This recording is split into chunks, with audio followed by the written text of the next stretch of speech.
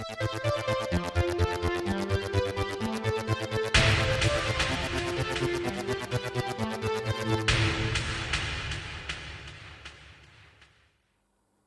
there guys, it's Martyn here, and welcome back to another instalment of the Now Review. Few things to address. I am now in a new location, so if you hear a lot of echoing, I do apologise. That is just the acoustics of the space, as it were. But without much chat, let's get right into this instalment where we'll be taking a look at, now that's what I call power ballads. Now, Power Ballads. So this album came out in 2015, and being honest, this is one of my favourite Now spin-offs ever.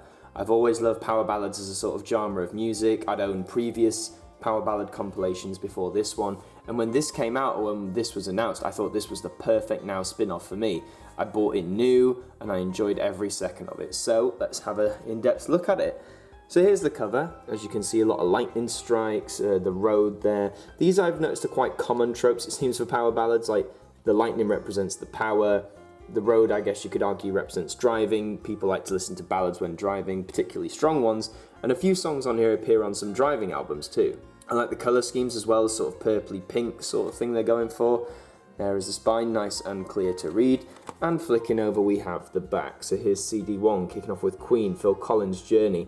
If you just read CD1 straight away, you've got a lot of strong songs here. The only thing that ruins it ever so slightly for me is some of the more modern ones they've picked. For example, Beneath Your Beautiful by Labyrinth, I've just lost that, there it is. Just Give Me a Reason. They're strong songs, but when you're matching them up to some of these songs from the 80s and 90s, they just don't compare, they don't have that same power. Which leads me on to CD2, which contains the same problem. For example, Counting Stars, I would argue, is not a power ballad. Neither is, in any sense, Mr. Brightside. That's more of a rock song, you know, but anyway.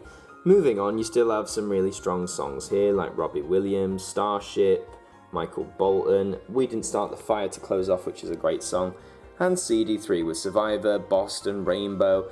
This is probably, arguably, the best disc because you have Africa, and Africa is the world's favourite song ever, you know. Tina Turner, The Best, is another good one, Don't Dream It's Over, Hallelujah, The Living Years by Mike and the Mechanics is amazing, and Mama by Genesis, which I think is a very interesting closer.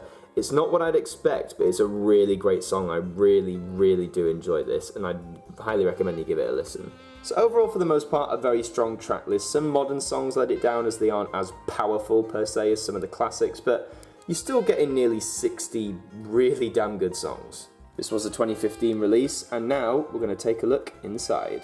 So your picture is essentially the front cover but without the title, so you can see the long, never-ending road that you drive on, and there is the disc, a nice sort of purple with the gold trim.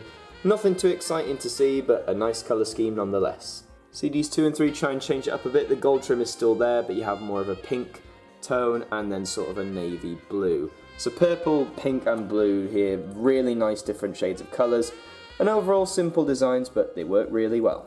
So what else is there to say about this album? Well, I don't think you can get it in HMV anymore, it is 3 years old.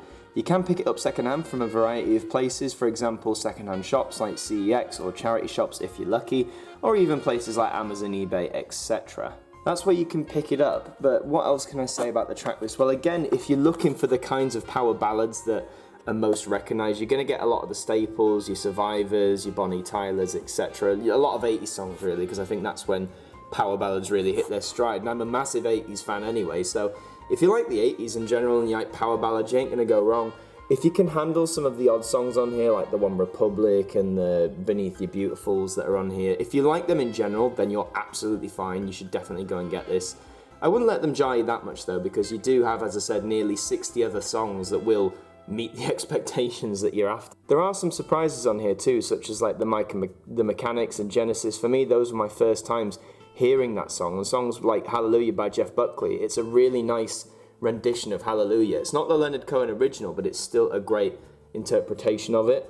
So yeah, overall, if you like power ballads, you like 80s, you like 90s, you can hack some modern songs, then I think you're really going to enjoy the Power Ballads track list. It's definitely one of the best Now spin-offs they've ever done, in terms of design, in terms of the track list, in terms of just the concept of doing a Power Ballads album. And maybe they might do another one or a revamp in a few years' time. Who knows? But that's all for this installment of the Now Review. Thank you very much for watching this episode, and next week we might have a double review, we might have a single review. You'll just have to wait and see. But until then, thank you very much for watching. Please like the video, comment, subscribe, and until the next one, I will see you guys next time. Now that's what I call power ballads. Perfect for Valentine's.